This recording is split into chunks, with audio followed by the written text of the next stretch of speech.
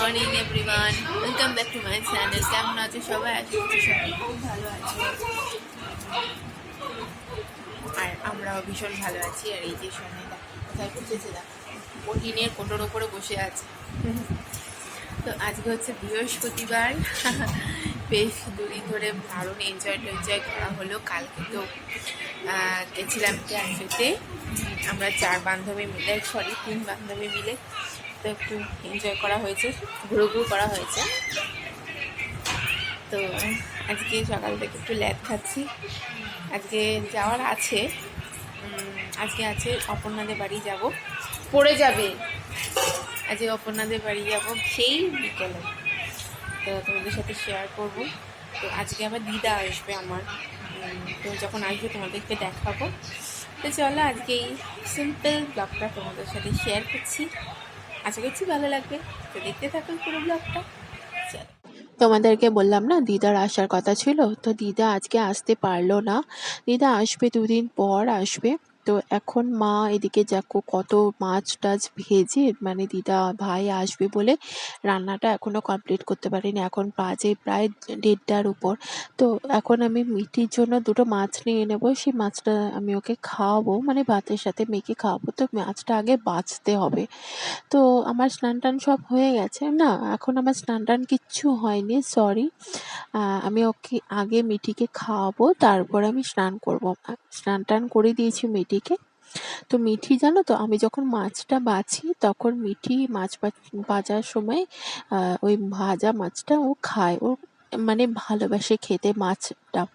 ঠিক আছে, তো আজকে মিঠি এত দুষ্টু করছে না, আর আজকে আমার মানে মাইন্ডটা একদম ভালো ছিল না সকাল থেকে। আর আসলে শরীরটা আজকে ভালো লাগছিল না, কেমন মানে খুব উইক লাগছিল আমার শরীরটা। আর আসলে দিদা আসার কথা ছিল, তো দিদাও আসতে পারলো না, তো সেই জন্য মাথাটা একটুখানি গরম হয়ে গেছিলো। তো মায়ের সাথেও একটু ঝামেলা হয়ে গেছে, আমারও হয়েছে আর কি পরে। তো সেটা মানে ঝামেলাগুলো আর ব্লগে তোলা হয়নি, সেটা আর কি আর ব্লগে দেখানো যায় বলো, কিছু কিছু জিনিস তো একটু পার্সোনাল থাকে। তো তারপরে মিঠিকে খাইয়ে দাইয়ে ওকে ঘুম পাড়িয়ে দিয়েছি। তারপরে আমি যে স্নান করে নিয়েছি, আমার না ভীষণ খিদে পেয়ে গেছে, প্রায় অলরেডি 2:30টার উপর বেজে গেছে, 3টে বাজতে যাচ্ছে, এখনো আমাদের খাওয়া হয়নি। তো মা তো পুরো মানে রান্না করতে করতে গরম গরম মানে ঢেলে দিয়েছে, মানে বড় থালাতে করে, না হলে ছোট বাটিতে দেয় আর কি। তো আমার তো ভীষণ খিদে পেয়ে গেছে, আমি তো মানে কোনো রকমের স্নানটা করে চুল টুল আঁচড়ে আমি খেতে বসে পড়েছি। তারপর মাঝখানে আর কোনো ভিডিও শ্যুট করতে পারিনি, ভালো লাগছিল না, বললাম না শরীরটা ঠিক নেই। তো একেবারে অপর্ণার বাড়িতে এসে আবার ভিডিও শ্যুট করছি। তো ওর বাড়িতে আসা মাত্র ও একদম না বসে আমাদের জন্য চা বিস্কিটস তারপর পকোড়া ও রেডি করে রেখেছিল, আসা মাত্রই আমাদেরকে দিয়ে দিল। আর অপর্ণার হাজব্যান্ড এত গাছ ভালোবাসে, ওর বাড়িতে পুরো আর কিছু থাকুক বা না থাকুক একগুচ্ছ গাছ আছে, মানে আমার ভীষণ ভালো লেগেছে। মানে গাছ আবার কার ভালো লাগবে না বলো তো? আর কত রকমের যে গাছ ছিল, মানে আছে, সে কি বলবো, মানে তাদের সেই গাছগুলো আমি আদৌ দেখিনি কোনোদিন, আর নামও জানি না সত্যি কথা বলতে। তো এত রকমের গাছ দেখে না ভীষণ ভালো লাগে। আর সব থেকে ইন্টারেস্টিং জিনিস ছিল, ও না একটা ছোট্ট বিড়াল ছিল, সেই বিড়ালটা এত কিউট না, আর একটা খরগোশ ছিল। মানে মানে আজকের দিনটা আমার একদম ভালো লাগছিল না, তো আর শ্যুট করতেও ইচ্ছে করছিল না। আর এতদিন পর 4 বান্ধবী একসাথে হয়ে না, মানে বেশি শ্যুট করব, সেই শ্যুটটা করতেও আমার কি শ্যুট করব সেটাই আমার মাইন্ডে থেকে বেরিয়ে গেছিল। তাই ওর বিড়ালটাকে খরগোশটাকে দেখাতেও পারিনি ভিডিওর মধ্যে।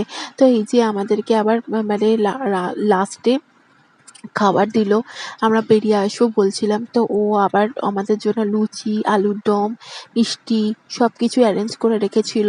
তো সেগুলো আবার আমাদেরকে দিল, আমাকে না ও আবার বেশি দিয়ে দিয়েছিল জানো তো, 5টা লুচি দিয়েছিল, আমি তো খেতেই পারছিলাম না, কি বলবো। আর এখানে তৃষা মানে একটু জ্ঞান দিচ্ছিল আর কি, সেগুলো আমি সব মিউট করে আমি ভয়েস ওভার করছি। ঠিক আছে, মানে এত ফালতু বকে না মেয়েটা, কাল রাত থেকে পুরো হাসতে হাসতে পেট আমার পুরো ব্যথা হয়ে গেছে, এত খিল্লি মারে ও মেয়েটা, খুব ভালো। তো আমাদের আজকে সন্ধ্যাটা দারুণ কেটেছে। তো এই যে আমরা বেরিয়ে পড়েছি, আমি সোমা আর তৃষা। এখন আমি আর তৃষা ওই দিক দিয়ে চলে যাব আর সোমা ওই দিক দিয়ে চলে যাবে। তো আজকের দিনটা খুব ভালো লাগলো। তো আবার দেখা হবে। টাটা।